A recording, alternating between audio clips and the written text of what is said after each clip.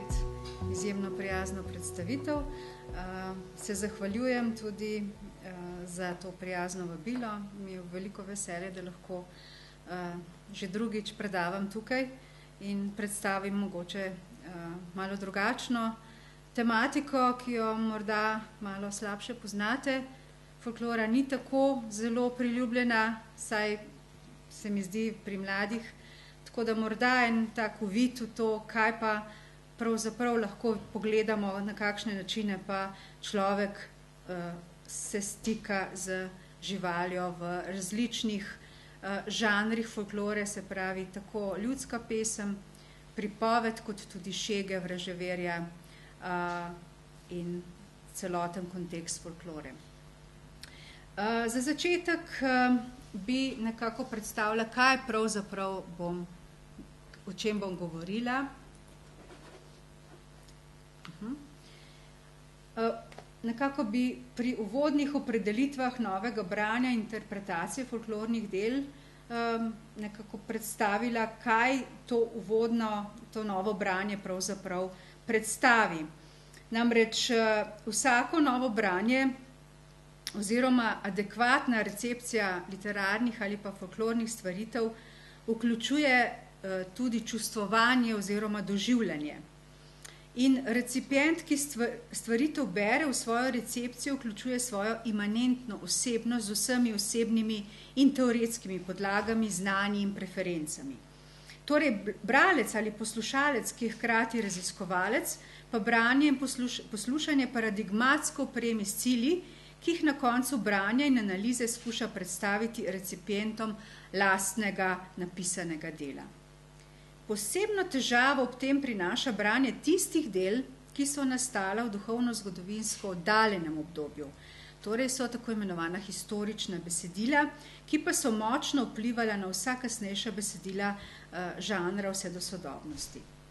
No in posebno simptomatično je, ko želi raziskovalec raziskati ustaljenem žanrsko zelo toga besedila s pomočjo novih teorij, kar pač poskušam tudi sama. In to s pomočjo tako imenovane zoofolkloristike, kritične animalistike in teorije specicizma poskušam ta besedila, ki razkrivajo razmerje med živaljo in človekom, jaz to raje uporabljam tako imenovana nečloveška subjektiviteta, brati na nov ne antropocentrični, temveč ekocentrični način. No in vpeljava teh spoznanj v analizo umetnostnih in folklornih besedil je tako povezana s kritiko in zanikanjem antropocentrizma kot zame osnovnega etičnega koncepta, katerega kritiziram in je veljal seveda tisočletja in nažalost velja še danes. In s tem, da je potreben, kar se mene tiče, po mojem mnenju, izrazito brat v dojemanju odnosa človek-žival ter tudi aktivno delovanje po doseganju le tega. Vse te razmeroma nove metodološke usmeritve znotraj literarne vede, folkloristike in kulturne antropologije pa imajo eno skupno izhodiščno mesto, to je, da je v vseh raziskavah najpomembnejša etična razsežnost bodisi folklornega, bodisi literarnega dela. Zakaj je to pomembno? Če mi dovolite en citat pisateljice Ursule Le Guin, ekofeministke, ki je napisala: Because we must, as a consequence, experience being othered, and because we also form an empathic relationship with the characters by whom we are othered, we must question both sides of equation. Nekako tako, da se moramo znati vživeti v drugega in šele tako vidimo obe strani enačbe. Zato je seveda pomembna bralčeva empatična identifikacija z drugimi živalmi. Umetnostne in folklorne besedila prehod iz antropocentrizma v ekocentrizem omogočajo z novimi poudarki vsebin in sporočil, ki jih prinašajo. Kot vidite, kaj hočem doseči, torej novo ekološko empatično os branja, ki bo morebiti vplivala na spremenjeni pogled na živalski subjekt, ki ni več objekt, temveč oseba, ali posredno omogočila ustavitev škodljivih kulturnih in tradicionalnih praks obravnavanju človeka živaljo in da seveda, da ni njegova lastnina. Veliko je še kulturnih in tradicionalnih praks v ravnanju človeka, ki sodijo med tako imenovano večno tradicijo. Po moji presoji je taka negativna tradicija potrebna izrazite spremembe. In na koncu omogočiti nekak preskok iz paradigme uporabe v paradigmo enakovrednega sobivanja z nečloveško subjektiviteto in preiti od specizma v nespecializem. Torej, govorila bom o slovenski folklori in živali, o tradiciji, o šegah, o kulturnih praksah in o tej redefiniciji tradicije. Dotaknila se bom pripovedništva in razmerja človek-žival, pokazala dva tipična primera hierarhičnosti v odnosu človek-žival in obravnavala človeško in živalsko žival ter živali v pesmi, ki se nam odkrivajo kot objekti ali pa morda tudi kot subjekti, to bomo še videli, in v sklepnih trditvah povzela tisto, kar se mi zdi pomembno pri tej raziskavi oziroma tem predavanju. Še prej bi vam rada razložila, zakaj sem si izbrala to fotografijo. Ta fotografija oziroma ta slikovni delček na to sliko sem naletela, ko sem letela na en simpozij v neki letalski reviji in tukaj je pisalo, da je to otok Greifsholm, nekje blizu Osla, otok, na katerem so seveda zajci v večini, ljudje pa v manjšini.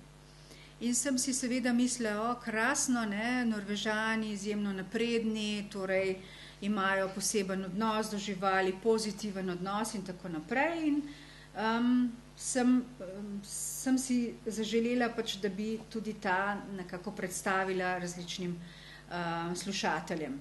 No, čez 2 leti pa me je kolegica, ki prihaja iz Osla, iz Norveške, ob pogovoru, ko sem ji čestitala, kako so Norvežani napredni v odnosu do živali, in ji povedala za to, je rekla, ja, moram te razočarati, ta otok še vedno je, tudi ustrelili so vse zajce. Torej, očitno je antropocentrični vidik, se pravi vidik, bom rekla, odnosa do živali prevladal, namreč zajčki so popasli vso travo, domnevno uničili naravo in zato so jih morali odstraniti. Tako da, zato je tudi naslov mojega predavanja Zajček je lepa reč, ki je tudi naslov ene ljudske pesmi, o kateri bom še govorila. Torej, kaj lahko povemo o slovenski folklori in kako se kažejo živali v njej? Namreč slovensko ljudsko izročilo kaže na to, da je v preteklosti kmet sicer imel živali za čuteča bitja, za svojega tovariša, za prijatelja, posebno zato, ker je bil mnogokrat od živali eksistenčno popolnoma odvisen. To seveda vidimo v nekaterih slovenskih šegah, naprimer vse živali so morali biti deležne cerkvenih žegnov ob cvetno-nedeljskih do božičnih, vsake živali gospodar dal košček blagoslovljenega kruha, kokošem je gospodinja nasula nekaj koruze, ki so jo nesli k blagoslovu. V Beli krajini so na pepelnično jutro namazali živini noge in gobec s pomijami, da jih ne bi pikale kače. Sadje z blagoslovljene cvetno-nedeljske butare ponekod po Sloveniji dobila tudi živina oziroma živali. Na v Beli krajini gospodar zjutraj na praznik katerih kraljev razrezal božičnik, to je poseben kruh spečen za božič, na toliko kosov, kolikor je bilo v hiši družine. Živine in perutnine, celo pes in mačka sta dobila kos. Dokaz, da so tudi živalim privoščili počitek kot sebi, je pričevanje, da je okoli Zagradca na Dolenjskem delajo na veliki četrtek živino samo do 9, jo nato izprežejo in se vsi umijejo. Torej, živina mora mirovati do sobote do 9, se pravi ves čas, ko so bili po starem zvonovi zavezani. Živino se ne sme delati, ker je Bog umrl. Poganska verovanja o zaščiti narave in vseh živih bitij so se nato vrasla v krščanska svetniki in zavetniki posameznih živali. In verovanje ter druga izročila nam pripovedujejo o najrazličnejših funkcijah, ki so imele živali.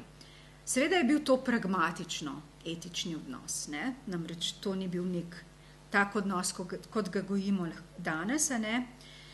Ruralna družba je imela vse do druge svetovne vojne, tak, bom rekla, ta pragmatični etični odnos, nato pa se je z industrializacijo začela odtujenost naravi, ter se je bistveno spremenil odnos do živali, jih je popredmetil. V predindustrijskih časih je bilo vedenje o živalih zelo razširjeno, ker so bili ljudje seveda tudi odvisni od tako imenovanega dobrega počutja živali. Danes pa je to vedenje zmanjšano na manjšo populacijo, ki še živi na podeželju, pa še tista je marsikdaj tradicionalno pozabila in se izjemno tehnologizirala.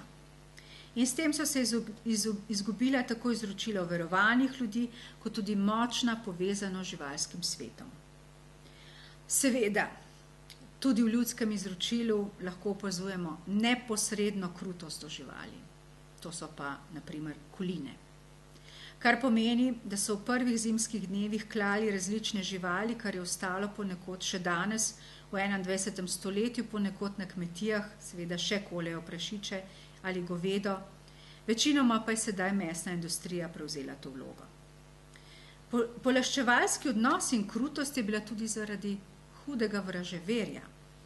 Na primer, na Koroškem so kokoši od Velikega četrtka do sobote zaprli v klet, jih pustili brez vode in hrane. Z namenom naj bi se tudi živali pustile, kot se je moral človek pred veliko nočjo. V Slovenskih Goricah je dekle, to je zelo blizu tukaj, ne? Je dekle, ki je njen izbrani fant ni maral, ujelo netopirja in ga mučilo tako, da ga je zavilo v robec in ga s 3 iglami prebadalo med mašo, ker je menilo, da dokler je ta robec v njeni lasti, je fant ne bo zapustil. Iz tega se lepo vidi, da dekle še pomislilo ni, da netopirju prizadeva bolečino. Pač pa ga je imelo za predmet.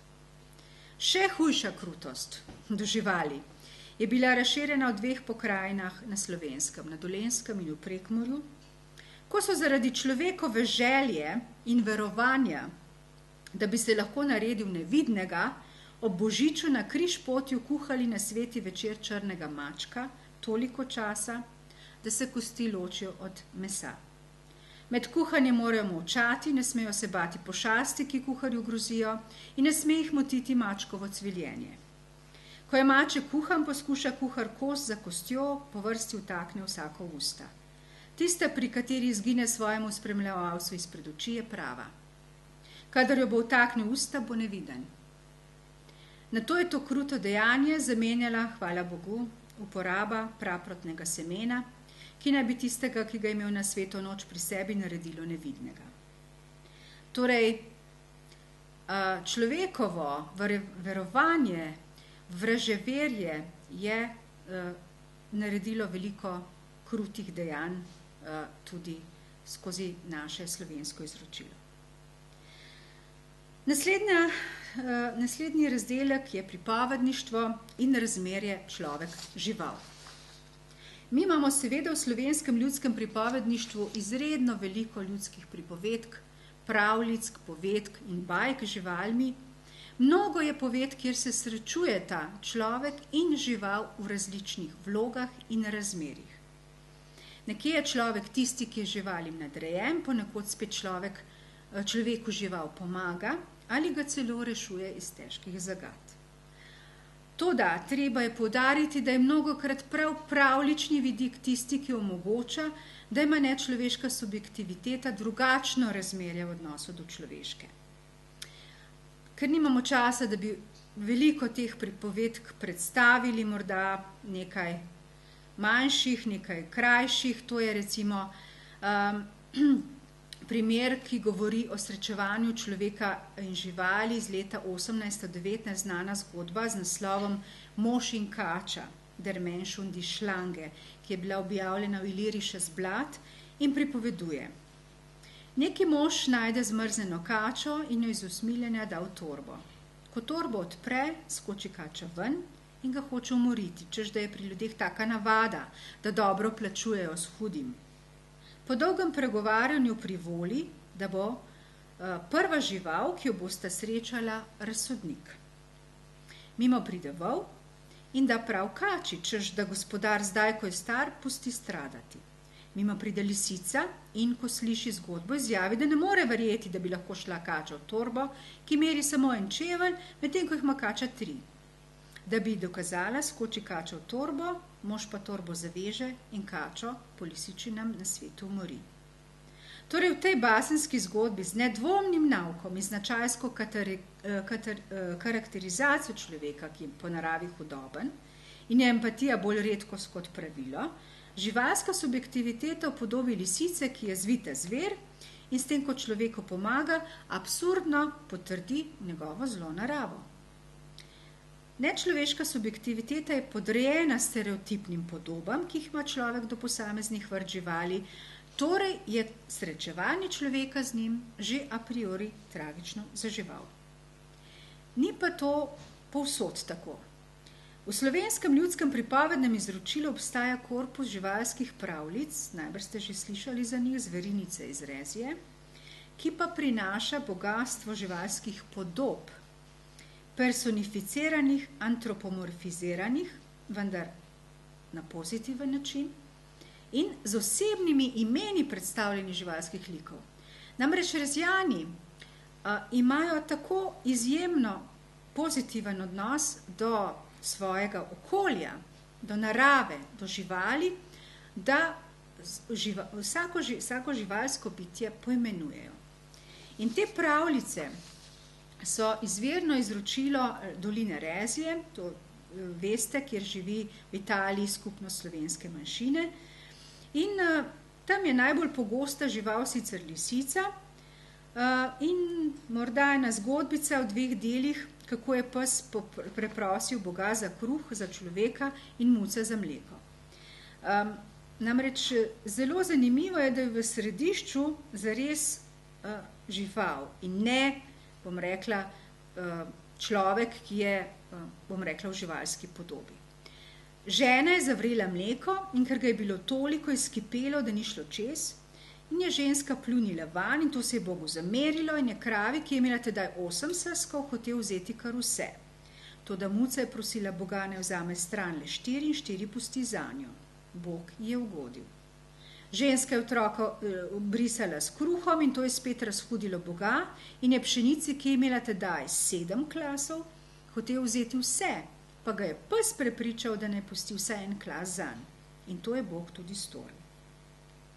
Torej, rezijansko ljudsko izročilo je tako v pesmih, kot tudi v pripovedih, tako močno antropomorfiziralo žival v pozitivnem smislu in tudi naravo, da lahko rečemo, da je ta močna povezanost z naravnim okoljem prinesla toliko tako imenovanega pozitivnega pripovednega izročila, da je, bom rekla, ta tradicija tudi v tem, bom rekla, kritičnem, animalističnem diskurzu zelo pomembna.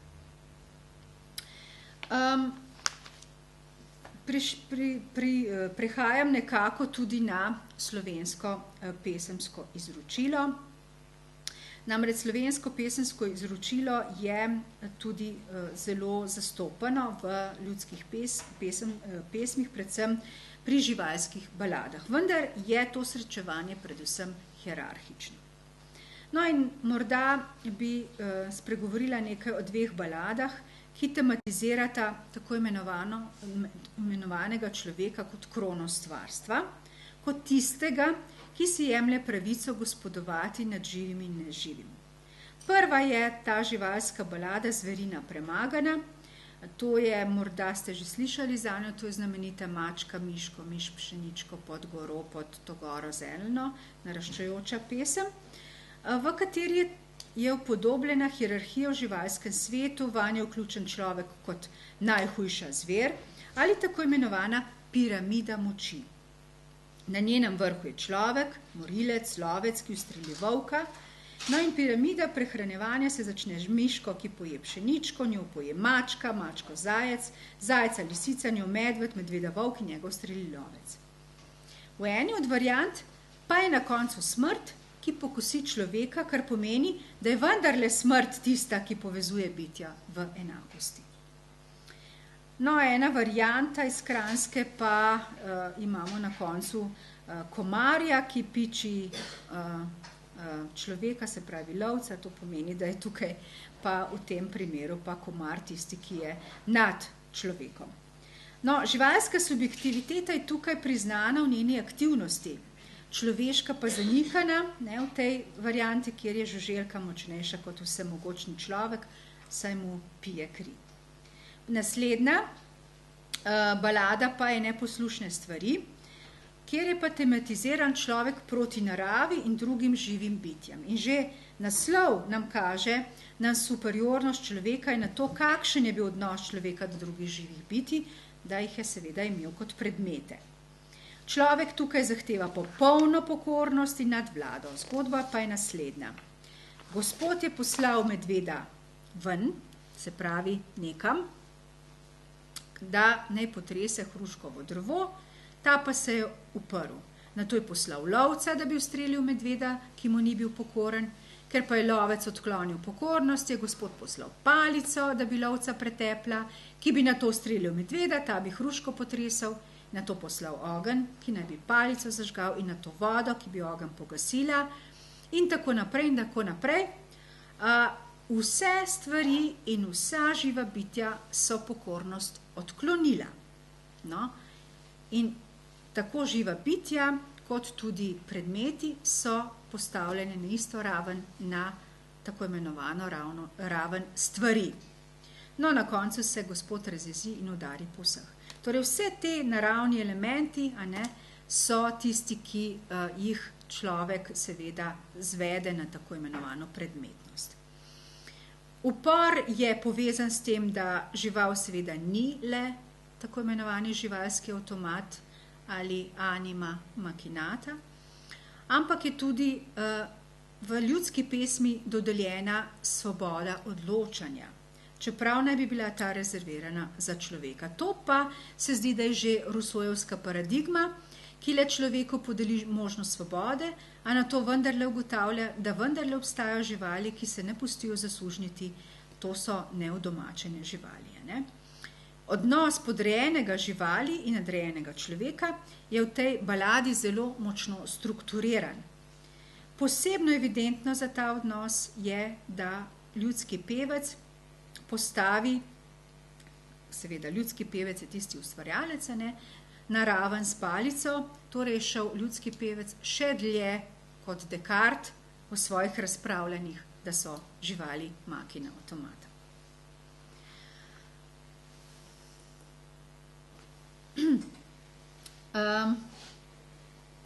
Tukaj imamo Pansko končnico, ki nam predstavlja, kako si je ljudski ustvarjalec predstavljal sožitje med različnimi živalmi in kako je tukaj odstranil človeka.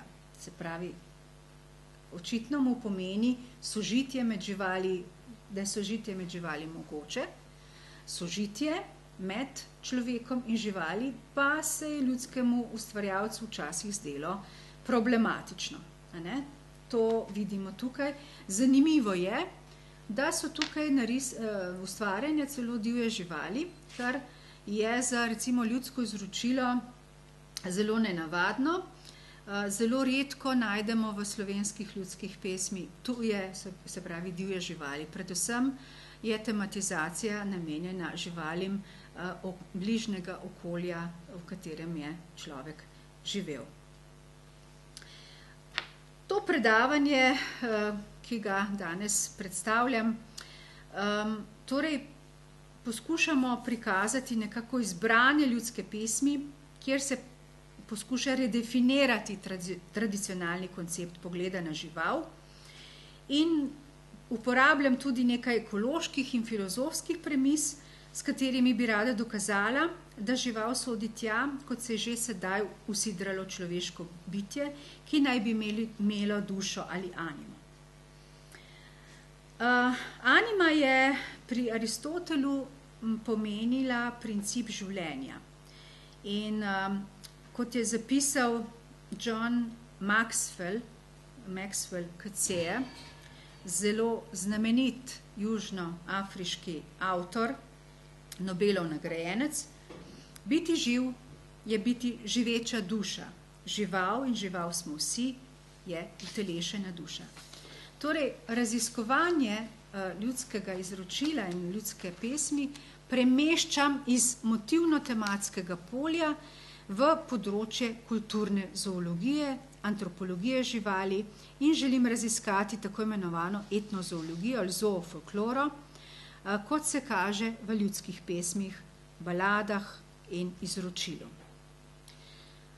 Roy Willis je v zborniku razprav Signifying Animals v uvodu menil, da so živali nedvomno del kulturne tradicije, ne samo naravne tradicije, ne samo narave, ampak tudi del kulturne tradicije. In pravi, da so človeška razmerja do živali različna in on jih tudi nekako opredeljuje, da so to lahko ekološka, psihološka, kulturna, utilitarna in tudi na ta način se človek tudi do živali tako tudi vede. Koncept, kakšno je to razmerje živali v folklori, pa nas seveda tudi najbolj zanima. Zdaj, kaj lahko rečemo, ali je tukaj realno življenje pretvorjeno v folkloro, ali lahko to pravzaprav jemljemo kot realno življenje, ali je folklora vendarle umetniški tekst in je tukaj nekaj fiktivnega. Čeprav se zdi, da v pesmih živali jedo, pijejo, mislijo, trpijo kot ljudje, pa lahko vendarle potegnemo neko enačbo enakosti med njimi.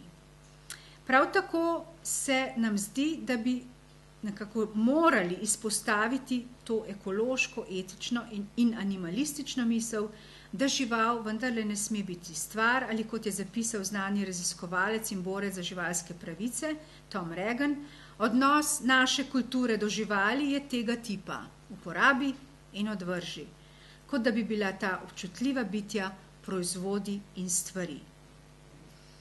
No, v pesmih lahko tudi opazujemo antropomorfizem, torej človeške lastnosti se pripisujejo živalim, in tako imenovani zooformizem, živalske lastnosti se pripisujejo ljudem. Na to lahko ponazorim tako, da je lisica recimo zvita, je to antropomorfizem, a ne? In če je človek hraber kot lev, pa je to zoomorfizem, kar seveda izhaja tudi iz totemizma.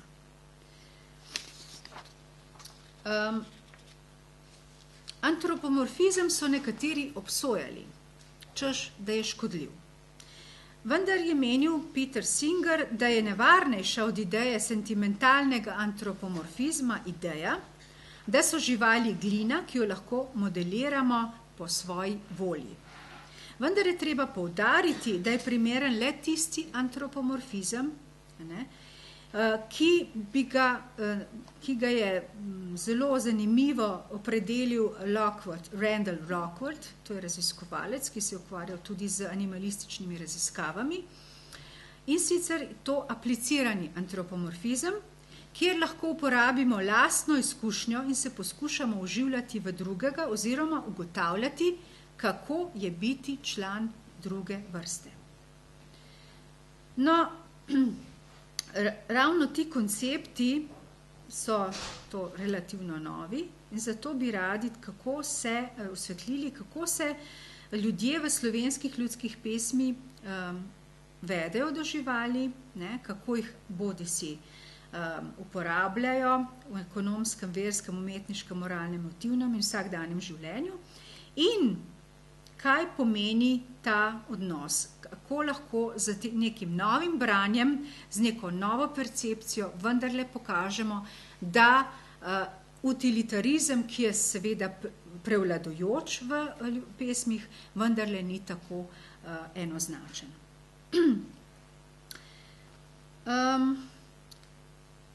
Človeška in živalska žival, kaj bi to lahko pomenilo? Zdi se, da je kar velika nemoč človeka, da ne zna misliti kot druga bitja, ter jih pojasniti izven analogije s seboj, čeprav gre za sorodnost z ljudmi, saj smo ljudje seveda tudi živali. Še huje pa je, če menimo, da smo do njih, da smo superiorni. Ne? Ta superiornost je seveda nevaren mit, ki izhaja iz človekovega egoizma, živali pa se ne upirajo. Ali kot je zapisal spet John Maxwell Coetzee v knjigi Življenja živali, živali se pred nami branijo z molkom. No in raziskovalec in pravnik Nikola Viskovič je menil, da ima človek vsaj 6 načinov odnosa do živali v realnem svetu. In to so seveda ekonomski, simbolni, potem sentimentalni ali sočutni odnos. Danes se uveljavlja tudi ekološki pristop, na to je seveda znanstveni pristop, in na to še etični pristop. In najbolj se zdi, da je etični pristop najbolj pomemben in to, da zahteva priznanja za vse vrste živali in vsaki živali kot individuumu ter dolžnost vseh ljudi, da te pravice upoštevajo.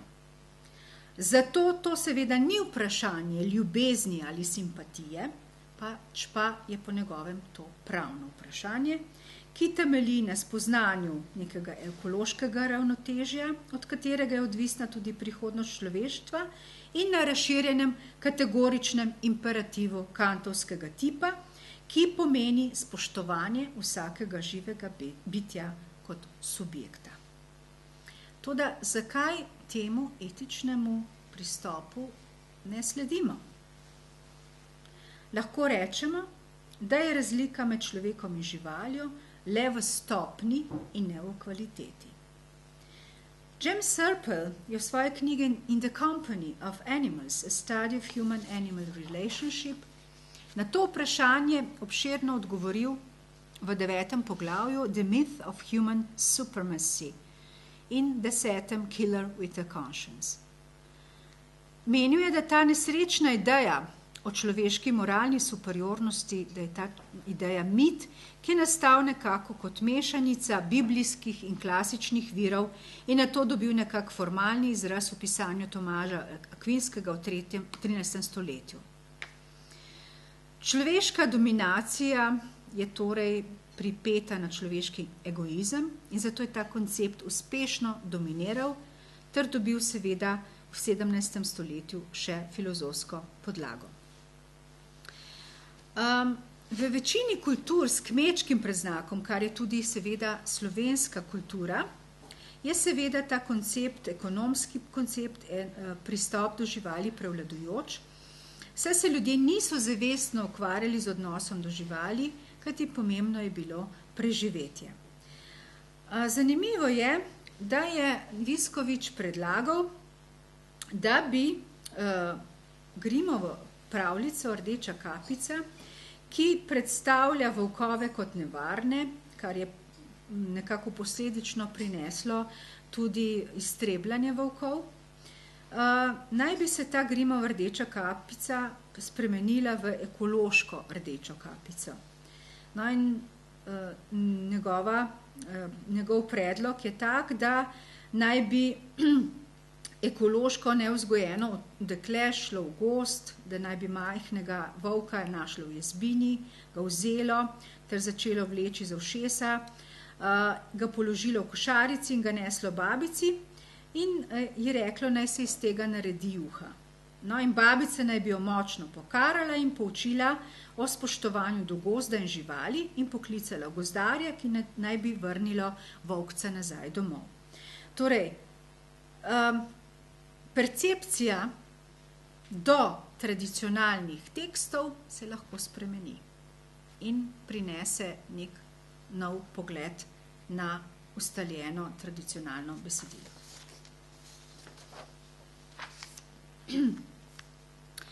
Torej, kakšne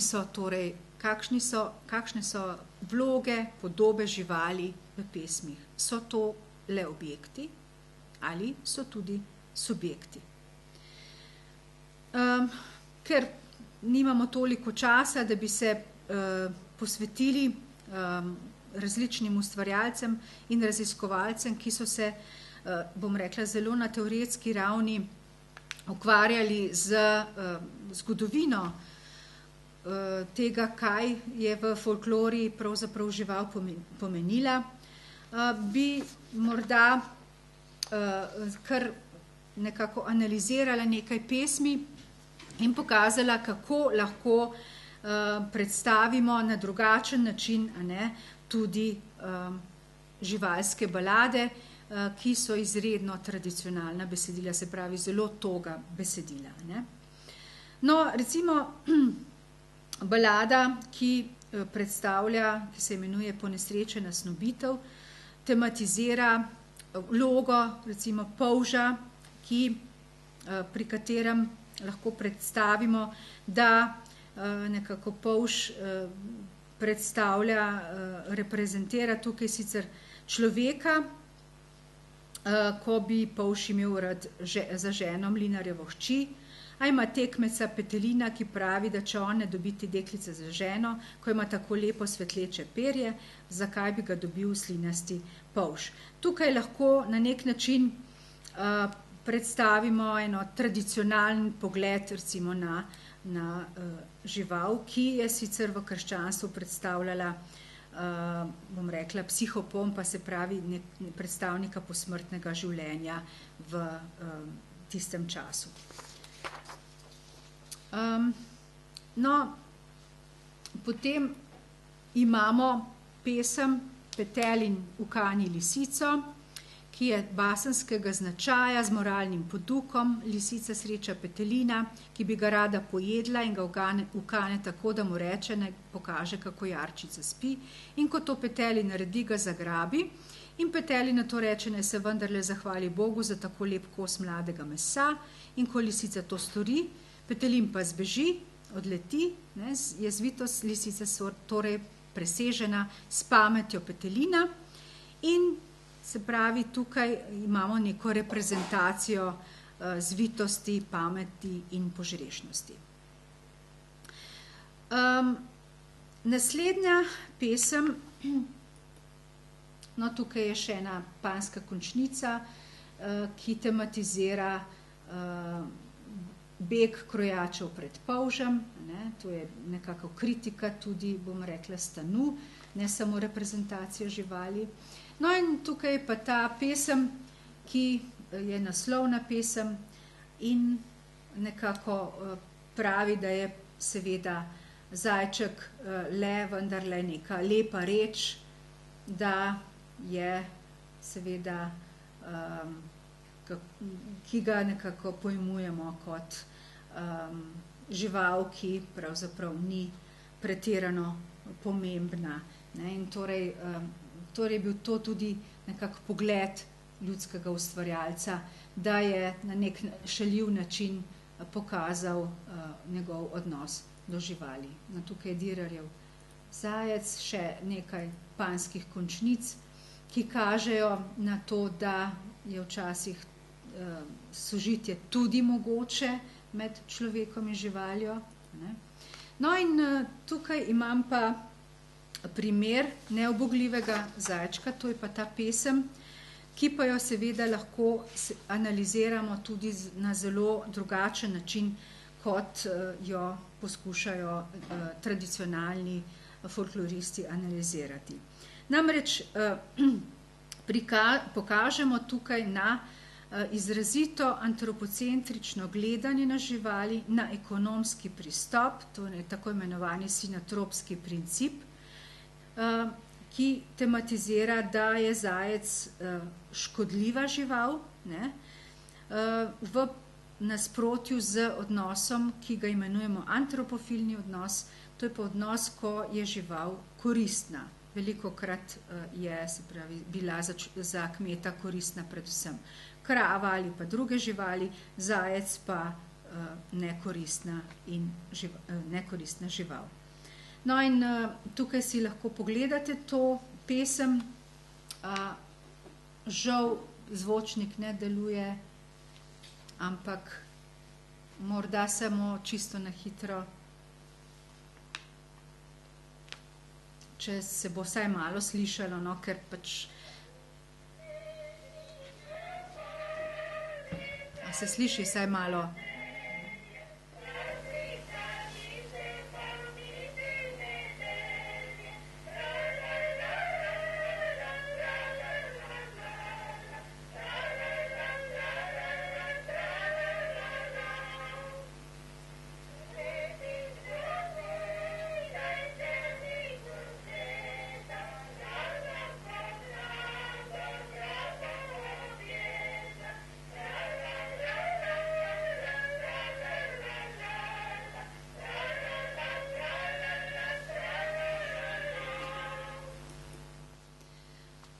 Torej, človek tukaj živaljo, ste si najbrž prebrali celotno pesem, ne?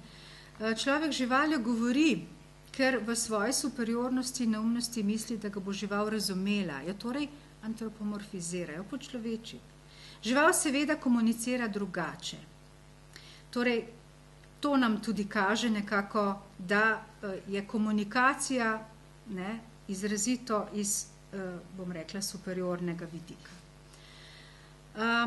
Človek ima zajca za živo bitje, z njim celo komunicira, a ga na koncu stališča človeške pravičnosti ubije, ker ne preneha z dejanji, ki pa so zajcu lastne, saj ne dela škode kmetu. Zajec pač je, a ne, tisto, kar najde, da preživi. Kmetova percepcija pa je, da mu dela škodo. In tu je tako imenovani glavni kamen spotike v odnosu človek-žival. Ne? No in imamo kar nekaj zanimivih pesmi še. Tukaj je ena pesem Štucasti brezrepi maček, potem Kaj ti je ojmucek mali, ko gre za to, da je maček tisti, ki ga obtožijo, da je ukradel jed. Potem je naš maček, ki ljubco imel, je primer pesmi, ki je tako imenovana umetna pesem Simona Jenka, ki je ponarodela, najbrž jo poznate. Naj vam osvežim spomin.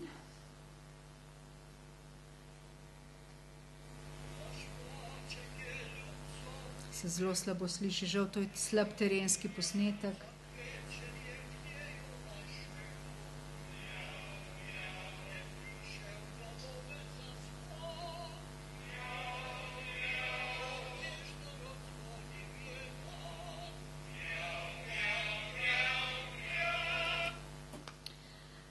Potem je primer Zabavljica Kosmu.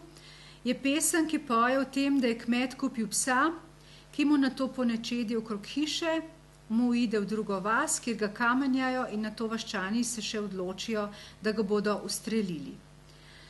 In tukaj se vidi tudi odnos do psa. Saj vemo, da je pes kot žival, iz katere besede izhaja največ psovk, ne? Najbolj zasramovana žival, žival, ki naj bi bila v kmetovih očeh koristna le takrat, ko čuva hišo, drugače si ne zasluži življenja. Torej, je nekako predstavitev prava slika življenja psa na kmetih, ki jo še izredno pogosto vidimo. Potem imamo tudi tematizacijo najrazličnejših lovskih prizorov, pri katerih je pa zanimivo zelo izjemno močna kritika kmečkega življa do lovcev.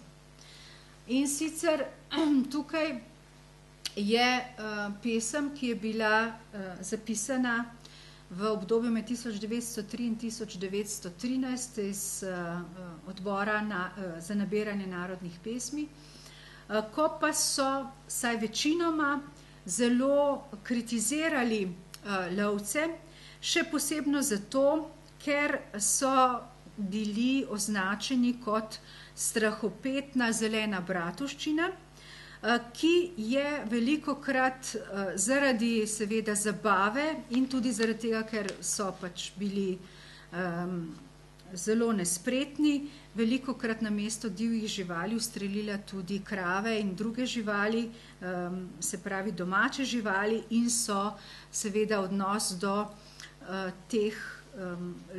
te lovske bratovščine je bil zelo tematiziran v pesmih kot negativen. Je pa seveda treba priznati, da pa nažalost je vendarle tudi nekaj pesmi pa, kjer tematizirajo oziroma hvalijo lovca kot zelo dobrega, se pravi, da je lovec pozitivno tematiziran. Tukaj je ta pesem, kjer nekako pokaže, da tukaj seveda se je ljudski ustvarjalec zmotil in je namesto jagar ima veselje, če žival ustreli, napisal, če človeka ustreli, kar se zdi, da včasih ni samo pomota. Gre za tudi kakšno kritiko do, se pravi, do lovskega dogajanja in do lovskega dejanja. Tukaj je cela zgodba, kaj se je zgodilo, ko je lovec namesto volka ustrelil psa in kako so potem psa tudi pokopali, kako so, s kakšno častjo so ga pokopali in tako naprej. Torej gre za to, da kljub temu, da vidimo kar veliko ironizacijo in posmeh, je vendarle na nek način tukaj prikazan tudi nek, bom rekla, empatični odnos do živali. Tukaj je ena ilustracija iz bestiarija. Tukaj pa ta Lučka lovska pesem od Jelena, tukaj pa seveda hvalijo to spretnost lovcev in seveda temu primerna je tudi Panjska končnica. Da ne bom tako dolga, primerov teh pesmi je ogromno, percepcija je različna in zdi se, da je treba seveda tudi uvesti v branje in poslušanje pesmi na drugačen način. Rada bi vam predstavila še eno pesem, ki je meni še posebno ljuba, in sicer je to Lovčev pogreb ali živali pokopljejo lovca, najbrž jo to poznate. Jo seveda v današnjem času tudi aktualizira Svetlana Makarovič in celo ustvarjalec, bom rekla, pop kulture Trkaj. To je pesem, ki sodi sicer med živalske pripovedne pesmi, je pa snov pesmi verjetno izhaja iz srednjeveškega in zgodnjega novoveškega obdobja, pripoveduje pa o pokopu lovca oziroma njegovem pogrebnem sprevodu, ki seveda ni sestavljen iz ljudi, ampak iz divjih živali. In seveda se živali ob tem pokopu veselijo, ko pojejo in morda vam samo malo zrecitiram: jager gre na jago, tam v zeleno drago, hajli, hajlo, zdaj jagra več ne bo. Zajčki so skakali, so jagra pokopali, hajli, hajlo, zdaj jagra več ne bo. To je, bom rekla, vsaka žival ima neko vlogo, se pravi, in kot vidite na teh panjskih končnicah, ki so nastale na podlagi te pesmi, so vse živali v pokončnem položaju, razen psa. Razen psa so vse živali v nekem, bom rekla, položaju pogrebcev. In zdi se, da so vse živali zelo srečne in vesele, le pes kot spremljevalec lovca zelo pogosto pa je se pravi tukaj spodaj v svojem resničnem položaju. To je lovčev pes mišljen. Ja, tako. Torej, opravljajo te živali pogrebne dolžnosti, ne, še vedno so, bom rekla, nekako spoštljive do umrlega, ne. No, to je zelo spremenila Svetlana Makarovič. Svetlana Makarovič je to popolnoma transformirala, živali se nikakor niso, bom rekla, spoštljive, ampak se zelo veselijo, ko opravljajo te pogrebne dolžnosti, in so, seveda je to zelo, bom rekla, spremenila te vloge in še dodala, bom rekla, še bolj ironične poudarke. No, ampak sama sem razmišljala, kaj bi lahko pomenila ta pesem in ko sem raziskovala. In se zdi, da je morda to, ker je ta pesem nastala prvič je bila seveda zapisana pred letom 1873, ampak se zdi, da je nekako srednjeveškega časa, da se zdi, da je to prikaz nekako obdobja pred Descartesom, ko živali še niso bili navadni stroji, brez občutkov, in da gre za pesem, ki opozarja na etične razsežnosti ravnanja človeka z živalmi in ne za narobe svet, kot nekateri raziskovalci trdijo. In da je nekako prikazano, da ubijanje živali vendarle ni etično najbolj zaželeno dejanje. Tu je prikazano seveda tisto, kar je ponavadi doletelo živali, ne? Tokrat pa gre za obratno usmeritev. Zdi se, da je morda tudi ta balada prikazovala nekako slabo vest človeka ter zmožnost uživljanja tudi v položaj živali. Je pa res, da se vsaj v tem korpusu živalskih pesmi, ki sem jih jaz obdelala, zdi, da je bila ironizacija, bomo rekli, z inverzijo človeškega v živalsko ali pa nasplošno, bom rekla, neka ironija in posmeh, ki je prisoten v teh pesmih. Vedno je nekako zraven tudi nek refren, tralala, neka vesela melodija, ravno zato, da je bil to edino možni način prikazovanja normativno drugačnega ali tudi strašnega. Ne?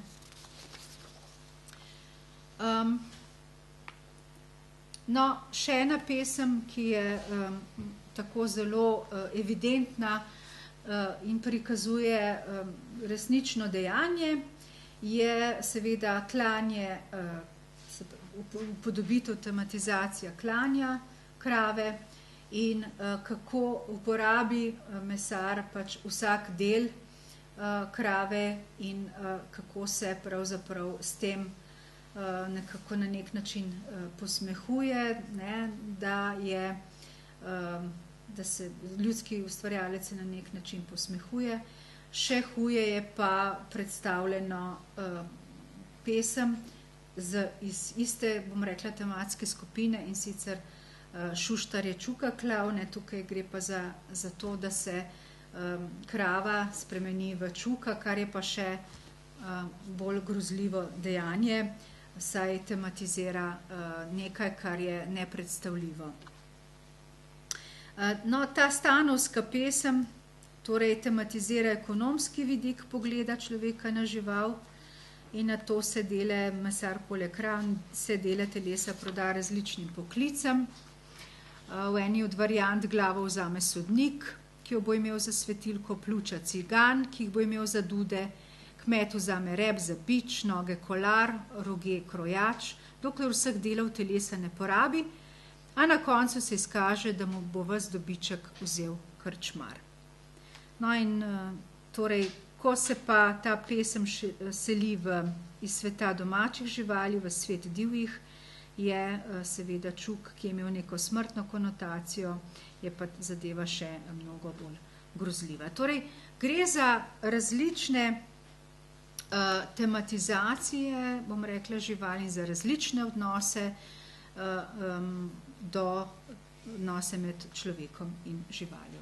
In tukaj je Panska končnica, ko prikazuje neko idilo, ne, med, kako se pasijo krave in kako je to en idiličen pogled na naravo.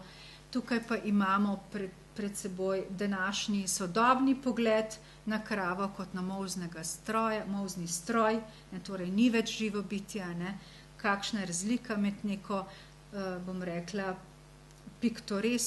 piktoreksno predstavo in med eno izrazito tehnologizirano predstavo o živalih. In da sklenem, torej, kaj se meni zdi, ko raziskujem tako folkloro kot literaturo. Povedati moram, da sem ob svojih raziskavah seveda ugotovila, da je v folklori vendarle seveda nek, bom rekla, pragmatični, empatični vidik močneje prisoten, medtem ko se premešča iz tako imenovane pragmatične, empatične osi v slovenski in v tuji literaturi, ki se ukvarja ki predstavlja tako tematizacijo razmerja med človekom in živaljo, pa gre ta os večinoma v tako imenovano etično in ekološko. Kaj lahko rečem? Moralna resnica ni ekskluzivna pravica ljudi, pač pa jo lahko apliciramo tudi na nečloveške subjekte. In prav tisto, kar omogoča vživljanje v nečloveško bitje na implicitni ravni, doživljati njegovo trpljenje, morda moč besed v folklornih delih. Hkrati pa zavedanje, da če je tradicija negativna, jo je treba preprosto ukiniti. Ne omiliti te kulturne prakse, ampak redefinirati tradicijo in preprosto povedati, da v času, ko prehajamo v neko novo ekološko zavest, ni več prostora za tradicionalne prakse, ki seveda škodujejo ali celo ubijajo in mučijo živali. Torej, srečevanje človeka z živaljo bi moralo postati srečevanje svobodnega subjekta s svobodnim subjektom in ne z objektom. In to je tisti tako imenovani prostor in nedefinirani čas, kjer bi lahko uresničili prepoved zasužnjevanja živali.